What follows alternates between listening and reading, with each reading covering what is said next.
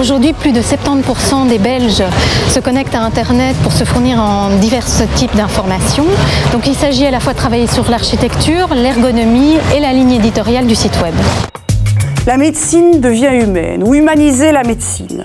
Comment est-ce qu'on va pouvoir utiliser un éditorial, une tonalité, une communication qui nous permettent d'être en phase avec nos publics? Il faut définir l'ADN, effectivement, communicationnel de Erasme en tant que tel.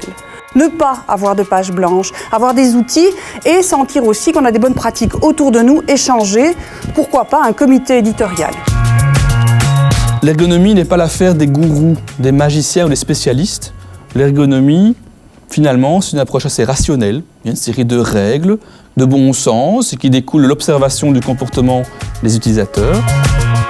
Donc on travaillera sur les différents éléments du contenu, le péritexte, titre, chapeau, le corps du texte où on vous donnera des indications aussi sur comment le travailler, qui fonctionne au niveau de la communication adaptée aux médias et qui fonctionne au niveau de Google aussi, je vous le dis, puisque Google est un lecteur exigeant. Tout contributeur doit se dire que s'il contribue sur Internet, l'intranet, n'importe quelle page média, c'est pour être utile, attrayant et fournir une information pérenne.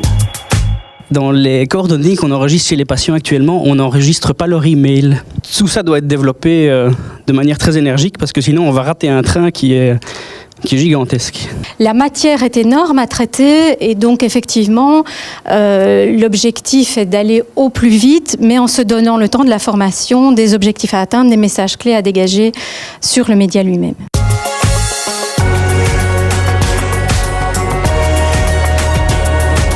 C'est l'objet du futur, je veux dire, la communication du futur.